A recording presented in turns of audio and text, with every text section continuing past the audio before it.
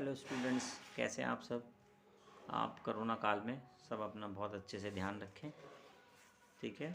और कोरोना काफ़ी ज़्यादा फैल रहा है इस समय, तो इसलिए सेफ्टी थोड़ा सा ज़्यादा कर दीजिए और पढ़ाई पर अपना ध्यान बिल्कुल बनाए रखें।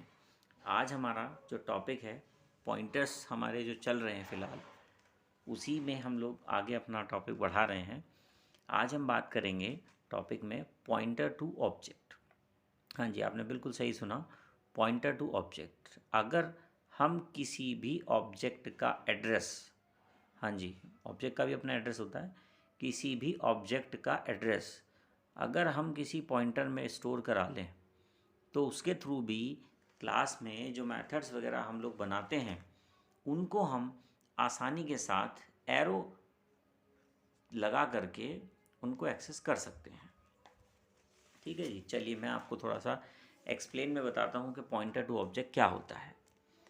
The pointer variable store the address of object. हाँ जी, the pointer variable store the address of object, then it is called pointer to object.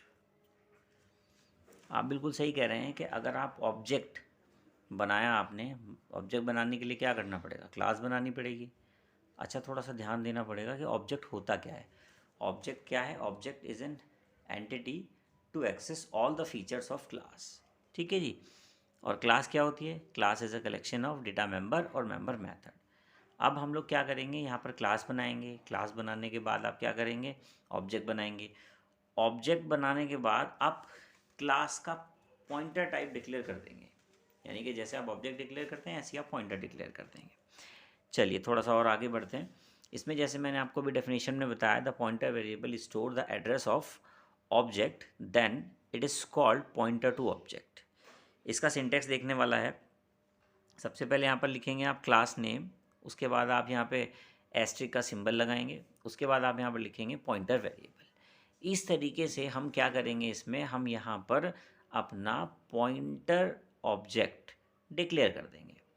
क्योंकि आपको पता है सबसे पहले क्लास बनानी पड़ती है, क्लास बनाने के बाद आपको एस्ट्रिक लगाना पड़ता है और उसके बाद आपको पॉइंटर वेरिएबल लगाना पड़ता है। उसके बाद हमने लिखा जी क्लास का नाम और उसके बाद ऑब्जेक्ट। जनरली आप सबसे पहले क्लास का नाम लिखते हैं और ऑब्जेक्ट बना लेते हैं। फिर हमें क्या करना है, जो ये हमने ऑब्जेक्ट बनाया है इसका एड्रेस हमें पॉइंटर वेरिएबल में डालना है। तो उसके बाद हमें लिखना पड़ेगा pointer variable equals to address of object, यानी कि ऑब्जेक्ट का जो एड्रेस है वो आपके पॉइंटर वेरिएबल में जा कर के स्टोर हो जाए। एग्जाम्पल देखते हैं किसका, छोटा सा। सबसे पहले आप क्या करेंगे, आपने यहाँ पे क्लास बनाई ABC नाम की। यहाँ पे आपने बॉडी शुरू करी। बॉडी शुरू करने के बाद अपने पब्लिक एरिया में एक वॉइड शो नाम का यहाँ पे फंक्शन बनाया और आप इसके अंदर कोई भी डेफिनेशन यहाँ पे दे सकते हैं। उसके बाद आपने अपनी क्लास बंद कर दी। क्लास बंद करने के बाद आपने मेन मेथड बनाया। मेन मेथड के अंदर आपने क्या किया, एक ABC नाम का क्लास है जो आपने क्लास बना रखी है, उसका एक H1 नाम का ऑब्जेक्ट बनाया, कॉमा लगाया और एक एस्ट्रिक P नाम का एक यहाँ पे आपने ऑब्जेक्ट पॉइंटर वेरिएबल यहाँ पे डिक्लेयर कर दिया ऑब्जेक्ट के लिए। अब हम क्या करेंगे, क्लियर करेंगे स्क्रीन को। उसके बाद हमने क्या किया, P में हमने क्या कर दिया, एड्रेस ऑफ H1। H1 क्या था, ऑब्जेक्ट था, तो ऑब्जेक्ट का एड्रेस किस में डाल दिया आपने, P के अंदर डाल दिया। अब ऑब्जेक्ट की जितनी भी पावर थी वो सारी की सारी किसके पास चली गई, P के पास चली गई। P क्या करेगा, P से हम लिखेंगे P, फिर एरो बनाएंगे और शो नाम के फंक्शन को कॉल कर लेंगे। ये काम आप ऐसे भी कर सकते थे, H1 डॉट शो। जो काम आप सिंपल फंक्शन से करते थे, ऑब्जेक्ट की हेल्प से फंक्शन के थ्रू करते थे, वही काम आप पॉइंटर के थ्रू कर सकते हैं। पॉइंटर लिखेंगे, फिर एरो बनाएंगे और शो नाम के फंक्शन को कॉल कर लेंगे। इससे ये है कि इनडायरेक्ट वे में आप अपने फंक्शन को कॉल कर रहे हैं तो आपके फंक्शन की जो है सिक्योरिटी बढ़ जाती है। देन उसके बाद आप अपने प्रोग्राम को गेट ch करके क्लोज कर देंगे। ठीक है, इस तरीके से आपको ये एक एग्जाम्पल यहाँ पर देखने को मिला। अब हम एक प्रॉपर प्रोग्राम बनाते हैं और आपको और अच्छे से समझाते हैं कि पॉइंटर टू ऑब्जेक्ट कैसे काम करता है। अब हमने यहाँ पर एक प्रोग्राम आपको दिखाने की कोशिश की है। प्रोग्राम हमारा कुछ इस तरीके से है। अगर आप बात करें, क्वेश्चन आप इसमें लिख सकते हैं कि write a program to sum of two number with using class but the function will be called by the pointer. ठीक है, अगर इस तरीके से कोई डायरेक्ट आपसे क्वेश्चन पूछ ले तो ये जो क्वेश्चन आपके सामने फ़िलहाल अभी है आप इसको बना सकते हैं। चलिए देखते हैं इस प्रोग्राम में हमने क्या किया है। जनरली हम इस प्रोग्राम के अंदर पॉइंटर टू ऑब्जेक्ट की बात कर रहे हैं कि पॉइंटर के थ्रू यानी कि ऑब्जेक्ट का एड्रेस हम अपने पॉइंटर में स्टोर करा लें और स्टोर कराने के बाद हम पॉइंटर के थ्रू क्लास के फंक्शन को कॉल कर सकें। सबसे पहले हमने यहाँ पे क्या किया है, सबसे पहले हमने यहाँ पे 2 हेडर फाइल लगाई हैं। उसके बाद हमने यहाँ पे अपनी क्लास बनाई। क्लास में हमने यहाँ पे ABC नाम अपनी क्लास को दे दिया है। ठीक है जी, क्लास एक टेम्पलेट होता है। क्लास कीवर्ड के थ्रू हम लोग अपनी क्लास को यहाँ पर डिफाइन करते हैं। क्लास में हमने ABC नाम की क्लास बना ली। फिर हमने बॉडी शुरू करी। जैसा कि आप जानते हैं बाय डिफ़ॉल्ट एरिया जो होता है वो क्लास का वो आपका प्राइवेट होता है। तो प्राइवेट एरिया है, उसके अंदर हमने यहाँ पर एक integer A, B, C 3 variable हमने यहाँ पे ले लिए हैं। उसके बाद हमने यहाँ पे पब्लिक एरिया शुरू किया। पब्लिक एरिया शुरू करने के बाद जितना भी काम हम करेंगे वो सब पब्लिक एरिया में रहेगा। सबसे पहले हमने यहाँ पे क्या किया, एक वॉइड गेट डेटा नाम का हमने यहाँ पे फंक्शन बनाया। ये फंक्शन क्या काम कर रहा है, आपको नाम से ही समझ में आ रहा है कि गेट डेटा यानी कि वैल्यू को लेने का काम करेगा। ये क्या करेगा, रन टाइम पे आपकी वैल्यू को लेगा। आपने यहाँ पर बॉडी शुरू किया। बॉडी शुरू करने के बाद उसमें एक मैसेज आपने यहाँ पर दिया सी आउट एंटर द वैल्यू। जैसे ही आपकी स्क्रीन पर ये मैसेज आएगा उसके बाद यूज़र एक वैल्यू डालेगा। तो वैल्यू डालने के बाद वो उसको रीड कराएगा। तो नीचे एक सी इन नाम की लाइन लिखी हुई है और उसमें हमने लिखा हुआ सी इन A और B। तो ये वो क्या करेगा, यूज़र 2 वैल्यू वहाँ पर डालेगा। पहली वैल्यू डालेगा, एंटर करेगा और दूसरी वैल्यू डालेगा, फिर एंटर कर देगा। तो वो क्या करेगा, ए और बी के अंदर वो वैल्यू यहाँ पे स्टोर कर लेगा। देन उसके बाद आपकी बॉडी बंद हो जाएगी। फिर उसके बाद वो वॉइड सम नाम का हमने यहाँ पे एक फंक्शन बनाया है। फंक्शन यहाँ पे क्या कर रहा है, बॉडी शुरू करी और C = A+B कर दिया, यानी कि जो A और B के अंदर वैल्यू है वो दोनों ऐड हो जाएंगे और C में जा कर के स्टोर हो जाएंगे। फिर उसकी बॉडी क्लोज कर दी। फिर आपने यहाँ पे वॉइड शो नाम का फंक्शन बनाया। देन उसके बाद बॉडी शुरू करी।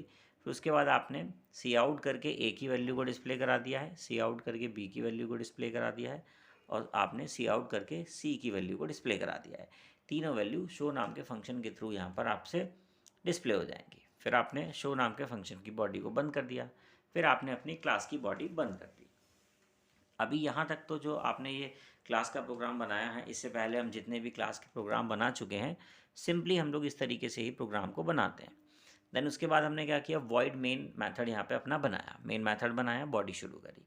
अब आपको थोड़ा सा ध्यान देने वाली बात है, हमने यहाँ पे क्लास का नाम लिखा। ABC हमारी क्लास का नाम है। क्लास का नाम लिखा और हमने यहाँ पे H1 नाम का एक ऑब्जेक्ट बनाया। उसके बाद हमने कॉमा लगाया। उसके बाद हमने लिखा *P यानी कि एक पॉइंटर और क्लास टाइप का एक पॉइंटर हमने यहाँ पे डिक्लेयर कर दिया है। क्योंकि आपको ये पता है कि अगर आपको इंटीजर वेरिएबल का एड्रेस रखना है तो आपको इंटीजर टाइप का ही पॉइंटर बनाना पड़ेगा। क्योंकि आपको ऑब्जेक्ट क्या है, क्लास टाइप का ही तो होता है। तो ऑब्जेक्ट का आपको एड्रेस स्टोर कराना है, इसलिए आपको पॉइंटर भी क्लास टाइप का ही यहाँ पर बनाना पड़ेगा। तो इससे क्या हुआ, क्लास टाइप का पॉइंटर बन गया। फिर आपने क्या किया, अपनी आउटपुट स्क्रीन को यहाँ पर क्लियर कर दिया, जिससे कि आपकी स्क्रीन पर जो भी पुराना आउटपुट पड़ा है वो आपकी स्क्रीन पर से क्लियर कर जाए। नेक्स्ट लाइन में हमने लिखा है P = address of H1। H1 क्या है, आपका एक ऑब्जेक्ट है। एड्रेस ऑपरेटर ये बता रहा है कि जो H1 का एड्रेस है वो हमने किस में स्टोर करवा दिया, P में हमने यहाँ पर स्टोर करवा दिया। अब इसको स्टोर कराने से फ़ायदा क्या होगा, स्टोर कराने से फ़ायदा ये होगा कि एक तो सिक्योरिटी पर्पज़ से हम इसको करते हैं, सिक्योरिटी बढ़ जाती है और कोई भी चीज़ आपकी डायरेक्ट एक्सेस करने की आपको ज़रूरत नहीं है। आप इनडायरेक्ट वे में पॉइंटर्स के थ्रू अपनी चीज़ों को एक्सेस करेंगे। जैसा कि आप देख रहे हैं नेक्स्ट लाइन में मैंने लिखा है पॉइंटर वेरिएबल है P और उसके बाद मैंने यहाँ पे एक एरो बनाया है और आपका गेट डेटा नाम का फंक्शन यहाँ पे मैंने कॉल कर लिया। जैसे ही ये लाइन पॉइंटर के थ्रू एग्जीक्यूट होगी, यानी कि फंक्शन आपका पॉइंटर के थ्रू कॉल होगा गेट डेटा, तो आपका कंपाइलर गेट डेटा नाम के फंक्शन पर पहुँच जाएगा और आपकी आउटपुट स्क्रीन पर एक मैसेज डिस्प्ले होगा एंटर द वैल्यू। यूज़र वहाँ पर एक वैल्यू डालेगा, सपोज़ करो उसने वैल्यू डाल दी 10, एंटर प्रेस किया, फिर उसने एक दूसरी वैल्यू डाल दी 20, ठीक है। और इन दोनों वैल्यू को हमारा कंपाइलर जो है वो रीड करने के बाद मेन प्रोग्राम पर वापस आ जाएगा। देन उसके बाद आपने देखा यहाँ पे पॉइंटर और एरो ऑपरेटर लगा हुआ है, सम नाम का फंक्शन उसने कॉल किया हुआ है। फिर हमारा सम नाम का फंक्शन क्लास के अंदर पहुँचेंगे, हमारा कंपाइलर ABC में पब्लिक एरिया में पहुँचेगा। पब्लिक एरिया में जाने के बाद वो वॉइड सम नाम के फंक्शन को कॉल करेगा। जैसे उसने वॉइड सम नाम के फंक्शन को कॉल किया, तो ए और बी में जो वैल्यू आई थी 10 और 20 वो आपस में ऐड हो जाएंगी और सी नाम के वेरिएबल में स्टोर हो जाएंगी। डेटा वहाँ पर आपका पहुँच जाएगा 30। देन उसके बाद उसकी वो सम नाम के फंक्शन की बॉडी ख़त्म हो जाएगी यहाँ पर। देन उसके बाद आपका जो कंपाइलर है वो वापस मेन मेथड में पहुँच जाएगा। फिर उसके बाद आपने पॉइंटर के थ्रू एरो लगा करके शो नाम के फंक्शन को कॉल किया। जैसे ही आपने शो नाम के फंक्शन को कॉल किया फिर से हमारा कंपाइलर क्लास के ABC क्लास के पब्लिक एरिया में जाएगा और वहाँ पर वॉइड शो नाम के फंक्शन को एग्जीक्यूट कर देगा। फिर वहाँ पर आप देख रहे हैं कि सी आउट करके ए की, बी की और सी की तीनों की value 1 by 1 line by line हमने वहाँ पे डिस्प्ले करा ली। तो वहाँ पर आपकी ए की वैल्यू डिस्प्ले होगी 10, बी की वैल्यू डिस्प्ले होगी 20 और सी की वैल्यू आपकी ऐड होने के बाद 30 यहाँ पर डिस्प्ले हो जाएगी। फिर आपका शो नाम का फंक्शन आपका कंप्लीट हो जाएगा। देन हमारा कंट्रोल फिर से कंपाइलर जो है मेन मेथड पर पहुँच जाएगा। उसके बाद हम देखेंगे यहाँ पर लिखा हुआ है get C H. Get C H क्या करेगा, एक सिंगल कैरेक्टर को रीड करेगा और रीड करने के बाद आपका प्रोग्राम कंप्लीट हो जाएगा। अगर आप अपने आउटपुट की तरफ नज़र डालते हैं तो आपकी आउटपुट स्क्रीन पर आपको आउटपुट दिखाई देगा एंटर द वैल्यू। आपको एक वैल्यू एंटर करानी है, आपकी मर्ज़ी, आप कुछ भी वैल्यू एंटर करा सकते हैं। मैंने यहाँ पर वैल्यू एंटर करके दिखाया है 10। आपने 10 लिया, फिर एंटर प्रेस किया, फिर आपने 20 लिया, तो 10 और 20 ए और बी में पहुँच गया था। फिर उसके बाद आपने सम कराया, फिर शो नाम के फंक्शन को कॉल कराया था। तो इसमें क्या होगा, फिर ए की वैल्यू 10 डिस्प्ले होगी, बी की 20 डिस्प्ले होगी और सी की वैल्यू ऐड होने के बाद 30 डिस्प्ले हो जाएगी। इस तरीके से आप जो है पॉइंटर टू ऑब्जेक्ट अपने फंक्शन को कॉल कर सकते हैं। ठीक है, जब आप अपने ऑब्जेक्ट का जो एड्रेस है पॉइंटर के अंदर डाल देते हैं तो इस बात का ये बिल्कुल मतलब नहीं है कि आप अपने ऑब्जेक्ट के थ्रू किसी वेरिएबल को एक्सेस नहीं कर सकते, मतलब मेथड को एक्सेस नहीं कर सकते। आप देख रहे हैं जैसे जहाँ पर भी मैंने पॉइंटर के थ्रू अपने ऑब्जेक्ट को कॉल ना करके पॉइंटर के थ्रू अपने मेथड्स को कॉल किया है, जैसे मैंने लिखा है पी, एरो बनाया और गेट डेटा, तो आप उसके सामने देख रहे हैं कि एक कमेंट बना करके मैंने यहाँ पर एक लाइन लिख रखी है h1 डॉट गेट डेटा। इससे क्या हो रहा है, h1 क्या है, मेरा एक ऑब्जेक्ट है और डॉट ऑपरेटर के थ्रू गेट डेटा नाम के फंक्शन को मैं कॉल कर सकता हूँ। ये हमारा पुराना तरीका है कॉल करने का, सिंपल तरीके से। अगर आपसे कोई ये ना कहता कि भैया पॉइंटर के थ्रू आपको मेथड्स को कॉल करवाना है, तो फिर सिंपल आप यहाँ पर क्या लिखते, h1 डॉट गेट डेटा लिख देते। जैसे सेकेंड लाइन में भी हमने सेम ऐसे ही किया है, पॉइंटर के थ्रू हमने पॉइंटर लगाया और एरो लगाया और सम नाम के फंक्शन को कॉल कर लिया। अगर हमें ऑब्जेक्ट के थ्रू कॉल करना होता तो हम लिखते h1 डॉट सम। तो जैसे ये करते तो आपका सम नाम का फंक्शन जो है आसानी से कॉल हो जाता। देन उसके बाद आपने फिर से एक बार शो नाम का एक फंक्शन है उसको कॉल किया। आपने क्या किया, पॉइंटर वेरिएबल लिया, एरो बनाया और शो नाम का फंक्शन लिख दिया। इससे क्या होगा, आपका जो शो नाम का फंक्शन है वो वहाँ पर कॉल हो जाएगा। बट अगर आप पॉइंटर के थ्रू नहीं कराना चाहते, आप ऑब्जेक्ट के थ्रू एक्सेस कराना चाहते थे, तो मैंने आपको देखो कमेंट बना करके सामने लिख रखा है h1 डॉट शो। तो इससे क्या होगा, जैसे आपने लिखा h1 डॉट शो तो सिंपल ऑब्जेक्ट के थ्रू भी आप शो नाम के फंक्शन को कॉल कर सकते हो। और ऐसा भी ज़रूरी नहीं है कि आपने ऑब्जेक्ट के थ्रू कॉल करना है तो सारे ऑब्जेक्ट के थ्रू कॉल करो, या पॉइंटर के थ्रू कॉल करना है तो सारे ही पॉइंटर के थ्रू कॉल करो। आप ऐसा भी कर सकते हैं कि पॉइंटर के थ्रू आपने गेट डेटा कॉल कर लिया और फंक्शन के थ्रू, मतलब ऑब्जेक्ट के थ्रू आपने h1 डॉट सम कॉल कर लिया और फिर पॉइंटर के थ्रू आपने पॉइंटर, एरो और शो नाम का फंक्शन कॉल कर दिया। तो इससे क्या होगा, आपके आंसर पर कोई भी इफेक्ट नहीं पड़ेगा। ठीक है ना, क्योंकि देखिए मेमोरी का जो एलोकेशन है वो आपका ऑब्जेक्ट ही करवाता है। जब तक आप अपना ऑब्जेक्ट नहीं बनाएंगे तब तक मेमोरी एलोकेशन नहीं होगा। ठीक है ना, ऑब्जेक्ट का भी अपना एड्रेस होता है और उस एड्रेस को हमने पॉइंटर वेरिएबल में स्टोर करा लिया। और पॉइंटर वेरिएबल किस टाइप का है, पॉइंटर ऑब्जेक्ट टाइप, मतलब क्लास टाइप का आपका ये पॉइंटर यहाँ पर पे है।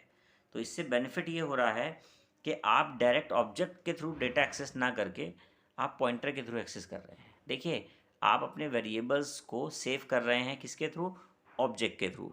और ऑब्जेक्ट पर डबल, यानी कि क्लास पर एक तो ऑब्जेक्ट की सिक्योरिटी लगी है और दूसरी यानी कि डबल लेयर सिक्योरिटी लग गई है पॉइंटर को यूज़ करने के बाद। जिस तरीके से आजकल आप डबल लेयर मास्क यूज़ कर रहे हैं ना कोरोना काल में, उस तरीके से आप ये समझ लीजिए क्लास पर हमने डबल मास्क यहाँ पे लगा दिया है।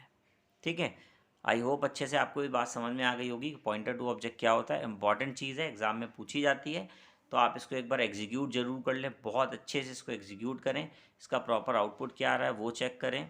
ठीक है। डायरेक्ट वैल्यू देकर के आप इसमें देख सकते हैं, जैसे मैंने यहाँ पे वॉइड गेट डेटा करके सी आउट करके ए और बी में रन टाइम पे वैल्यू डाली। आप चाहते हैं तो इसमें डायरेक्ट वैल्यू ए में 10 और बी में 4 इस तरीके से वैल्यू डाल लीजिएगा। पर आपको फंक्शन मेन मोटिव यहाँ पर क्या है कि कैसे आप अपने पॉइंटर के थ्रू अपने क्लास का जो अपने एड्रेस क्लास जो है उसका जो ऑब्जेक्ट है उसके जो एड्रेस डाल रखे हैं, ठीक है ना, उसके थ्रू कॉल करना है।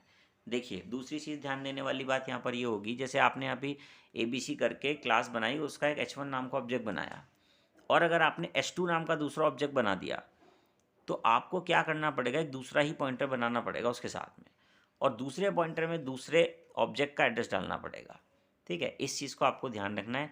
आप एक काम करेंगे, इसके अंदर एक ऑब्जेक्ट और बनाएंगे और एक पॉइंटर और बनाएंगे, और साथ साथ उनका एड्रेस आपस में कॉपी करा देंगे, और उसको फिर पैरेलल आप कॉल करके देखेंगे, तो आप देखेंगे कि वैल्यू अलग तरीके से कॉल होंगी।